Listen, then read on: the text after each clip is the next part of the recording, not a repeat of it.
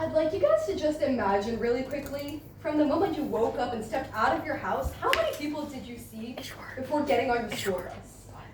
It's probably going to look something along the lines of your security guard, and then maybe the mailman who drops off the mail for you every morning, and then coming out onto the street, and then seeing a street cleaner, maybe like just cleaning up some early morning leaves. What we all probably don't realize about these people we see so often in all aspects of our lives is that they can live in conditions that look like this. For our Elixir project, Audrey and I decided to focus on the housing crisis in Hong Kong. And there are a couple reasons we did that. But before we get into that, this is a quick contents of our presentation. We're going to walk you through the introduction of our project, what it actually was, the process, the impact, and a final conclusion or reflection. And so first, we kind of want to address this first. We all have an Elixir project. And the whole definition of the word elixir is a medicinal or a type of potion, right? That's supposed to have a certain effect on the taker. In this case, the effect that we want to have is disillusionment, to lift the blinds off all of our eyes, and for us to all realize that this is a problem that exists and one that needs addressing. Okay, so why the housing crisis? So while brainstorming for topics for our Elixir project, me and Jean were thinking about what's specific to Hong Kong, what's hidden in our local communities, and we decided that the housing crisis is something that needs to be targeted. Because if you look at the NGOs, there aren't many NGOs targeting this issue, and the only one that we found was SOCO. Society for Community Organization. So we decided that we should target an issue that's very specific to Hong Kong and has been ingrained in our local neighborhoods for a while. So we also have a personal connection to this cause, as my mom personally, when she grew up in Hong Kong, she was living in these very subdivided units. And we decided that now that we have a platform, now that we're privileged enough to have a platform, we wanted to have a full circle moment and target this issue. So first, I'll contextualize the issue. As many of you guys know, me and Jean have both done TED Talks, so we've given you guys a lot of statistics and facts about this cause. But to visualize it, the number of people living below the poverty line has risen to 1.65 million, which is a whopping 30% of Hong Kong that lives in poverty. So with Hong Kong's notoriously high housing crisis, these people have to turn to these subdivided units, and this is up to 200,000 people who are living in these subdivided units today, where it's often 21 people stacked on top of each other, sharing 500 feet worth of space. And this sometimes these SDUs have less space than a parking spot for a family of 4. So tenants have to pay more than 40% of their salary on the subdivided units rent. So it's very hard for them to get out of this vicious. It's very hard for them to get out of this vicious cycle if they have to spend so much on their rent. They can't save it and spend it on something else to build a better lives for themselves. And this is the waiting list for the public housing, which is subsidized housing for more adequate housing conditions and subsidized by the government. So on average, most people have to wait for more than 5.8 years to get into this public housing, which means 5.8 years having to live in these subdivided units. A big part of my TED Talk, if you guys will remember that, was talking about the solutions towards this issue. And these are the statistics for that solution. Just building off my TED Talk, if you guys would think back to that a little bit, people have to wait more than 5 years just to get government subsidized housing that they still have to pay for, that still aren't completely up to par to normal housing standards. This is the solution. This is the status quo that we live in. Just a little more contextualization on that. You can think over that a little bit. But for our project, keeping those stats in mind, what we wanted to do was help the people in our community understand this issue more thoroughly, as well as helping ourselves get a more deep understanding into this topic, since we believe that ignorance at the end of the day is probably the purest form of stupidity. And so we wanted to spread awareness to kind of lift you guys out of that stupidity, right? Again, Elixir, to unblind everybody. And so our guiding question for our project was, how can we increase our personal understanding of this issue and realize how people can walk out of these situations and then spread that awareness and understanding to the people around us in our community. Just a quick timeline of our overall process. I'm not going to go into too much detail about this. It's just a couple of bullet points of goals. But highlights of that include identifying the topic, working on with NGOs, conducting 2 interviews that we'll later get into, and then finally putting up our exhibition in the, what's that called? Wellbeing Center that some of you guys might have seen. Okay. For our presentation, there are 2 main substantive parts of it. First being the interviews, second being an exhibition that we conducted. So we did 2 interviews. So both of these individuals have previously lived in SDUs. One of them is my mom, and one of them is Mr. Stephen Liu, which is the CEO and founder of V Credit Holdings. So they've obviously gotten out of this vicious cycle. So we wanted to interview them and talk about how they got out of it, as well as what their mindset was, etc. A point on this though, Mr. Liu has actually expressed that he does not wish for his story to go public outside of our HKS community. So if that video does go on YouTube, can we request that it be unlisted? So just, yeah, the link.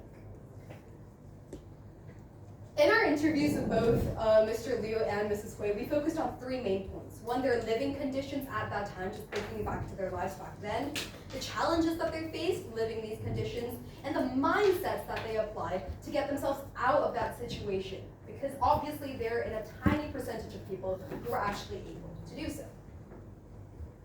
And we're just going to watch the interview for a little bit. Mr. Liu actually conducted the interview with us in Mandarin Chinese, so there are subtitles. Please do try to read them because I spend a lot of time translating. You know that is right.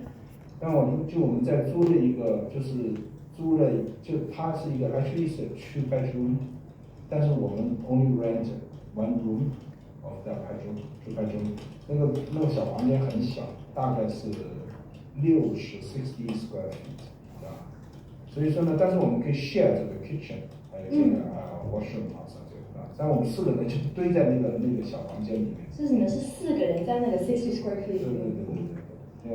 然后我们是这个床是双层的嘛，比较非常通气。我跟我弟弟就睡在这个上面一层，我母亲跟我爸爸就睡在下面一层啊。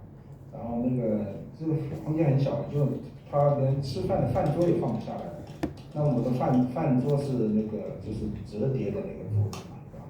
然后吃饭的时候要打开，那有2个人坐在床上，另外2个坐在地上，这是我们的dining table。然后我印象当中还有我们有一个柜子，上面有个电视机，这个柜子就放一些简单的衣服。So at the time we moved in with my dad's uncle in Shamshui-Po. He has a tiny, really old apartment and 2 bedrooms. The 4 of us would sleep in the same bedroom. We didn't have enough space for sleeping, so at night when my parents would make a bed, they would use these wooden boards. They would take a few stools and put together a bed at night, and then in the morning they'll take it apart so that we'll have enough space to study. Put out we did everything inside that room. We slept in the room, we had our dinner in the room, our lunch and everything. And I still remember vividly we didn't have flushing toilets, so my mom would accumulate all the kitchen water in the tub, and then we'll flush our bathroom with that water because the flushing toilet did not work. So that's kind of how I grew up. You'll notice that they mentioned. 在大角嘴，Wait, how do I fix this? 在大角。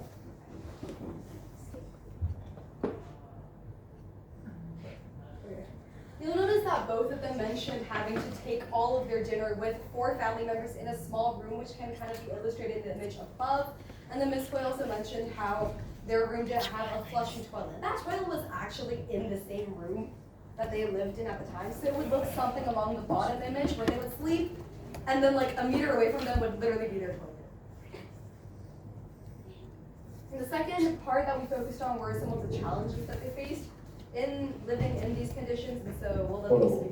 我其实牺牲了很多，直到我进了大学以后，我才瞬间感受到这个因为在大学里面的时候，我住在宿舍里面的话，那我跟很多同学一起聊天的时候，就我发现好像我的童年是丢失的，是吧？因为他们做过的东西没有，比如说他们玩过什么东西，什么看过什么卡通片，买过什么玩具，我都没有的，连 sports 都没有的，就是除了读书就读书，就拼了这么一条路。就是我觉得那个我是有一段童年是这个好像丢失的，就是我当时是有一种。其实带一种遗憾的，所以到后面的话，为什么我的故事后面还有就是，当我出来工作以后，我后面再讲到这个，就是我当时其实我是带了很多遗憾的，虽然我进去了，是吧？但是每次跟那个同学大学里面一些交流的时候，我觉得怎么我丢了一块东西，没有的，就是缺失了一样东西，所以这样东西就是让我有个动力再去补回这块东西。了解。了解。I think academically it was not difficult for me, but the challenge was, when I have good friends and I felt like I was always holding the secret, right? The secret was that I came from China. I didn't even want to talk to them about it. So that was something that was kind of holding back. I felt like I just couldn't be myself because for whatever reason, as a kid I learned very soon that this is not something you talked about.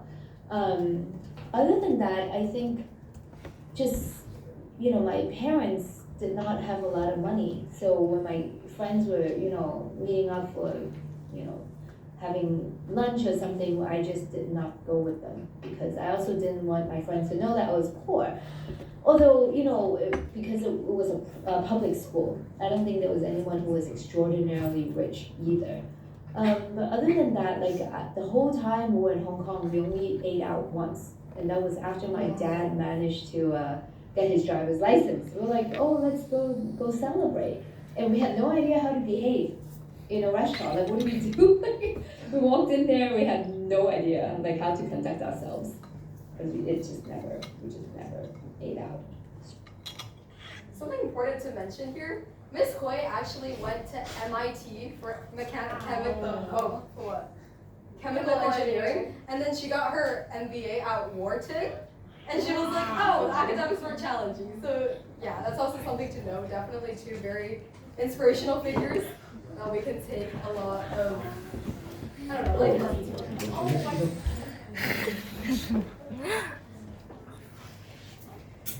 I think so now we're talking about what mindsets they applied to basically get out of the situation. In a subdivided home was not the worst. The worst living conditions were people who lived in wooden homes. You don't see them anymore. But like in Diamond Hill and some of these areas, they have wooden homes, and when there's a fire, when somebody, become careless with their gasoline, whatever, you can have mass complication that just wipes out the whole entire neighborhood. So I don't think at that time we had the worst condition. But I think very thankful that my mom really took a lot of time to help me out. I was thankful that Cantonese was not a barrier for me because that's what we spoke at home anyway. But I can just imagine how frustrating it would be for kids who are from China who only speak Mandarin or their local dialect. Yeah. 我父母对我是满满的爱，所以我的童年，我是现在的回忆里面都是幸福。所以说我没有这种很多人觉得你经历这些东西会不会有一个 shock 对，我是没有的，我的所有的回忆里面都是就是很温馨的美好的。So both of them were very grateful for their. We didn't show Stephen News part about gratitude. He also talked about how bad the wooden houses were, but thankfully I think most of them have been taken down because people realized how bad the conditions were. But both of them applied mindsets of gratitude. They always told themselves that they weren't at the worst situation. They should be grateful for what they already have. And you see, even people with so little are grateful. So that basically told me and Jean while watching this, we were like, we should be more grateful because we're so privileged, right? And they also got a lot of love for their parents. They both mentioned that their parents helped them a lot in this journey. So with their parents' love, it was a lot easier for them to get out of this situation. I think being in a subdivided home was not the worst.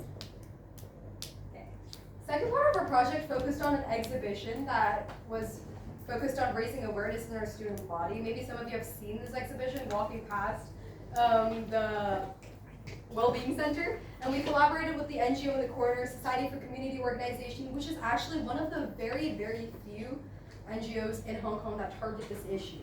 And so the exhibition here was borrowed to us from SOCO.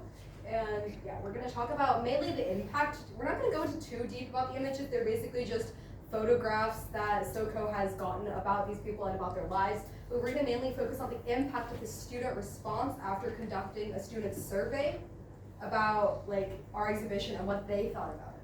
So after conducting the survey, so we conducted it in Mr. Schmidt's specs class, which is in this room. Okay, so the interesting thing is that if you look at the responses, most of them said that they didn't see it. 68% of the students said they didn't see it. But it's in this room, and the exhibitions were over there. So that means they had to walk by the exhibitions to just in the lounge. I think a lot of you probably saw it, right? Yeah. But you have to walk by it every Pardon single. this. Yeah, you have to walk by it to come to this classroom. So we found it interesting that most people said that they didn't see it. So basically, by seeing these results, we realized that we think many of them were trying to be more ignorant about the issue, which brings us to the issue. Is ignorance bliss? So walking it out intentionally like that, just walking past it without trying to look at it. Maybe they saw it, but like didn't look at it, and that could have been an intentional decision on their part.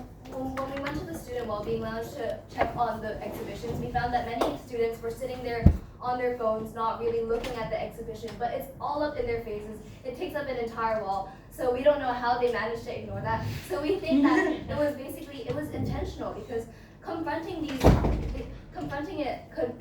this problem could bring a lot of emotional discomfort, and we think that these people know that, so they choose to instead be ignorant about it. And especially these issues don't directly impact us, because as like privileged students, it doesn't directly impact us, so it's easier for us to block it out and live in our little bubble. It's also important that most of, if not all of them, said that they knew about this issue beforehand, and yet continued to not look at it, to not get to know more about it, to know about the issue and yet say that they didn't see it, but then also say, oh yeah, I did know about the issue. They were not really sure what the whole logic behind their responses were. But yeah, we also thought that was an interesting statistic. And as a reflection, we're gonna kind of short on time, so we're not really gonna talk too much about the whole process. Obviously, a lot of reflections about communication and just overall how we would conduct project proposals or reaching out to NGOs. That's all very important. But at the end of the day, what we really wanted to reflect on was the impact that we hoped we were able to bring both to you guys through the presentation and our overall student community, helping us at the end of the day and hopefully some of our students get to know the topic in a little more depth and a little more detail. But something that we wanted to end on was solutions and future and cautious optimism. Since all of us ended our FRPs, or we were supposed to at least, with cautious optimism, we thought that would probably be a nice touch to talk about a little bit as well at the end. This image is a remodeled flat in Hong Kong that was previously a subdivided unit that is today one of these, they're called micro housing, but it basically, instead of just cramming people haphazardly into a room, they try to separate it into something that, space that maximizes the space usage and really gets the most out of the little space that they have. And so you can see, like, I personally wouldn't have too much of an issue like living here, as I do think it conforms to the living standards our society sets, that Hong Kong sets. And so yeah, looking forward, this is definitely a way that maybe we can eventually have some impact in furthering in Hong Kong. Yeah, that is our Elixir presentation.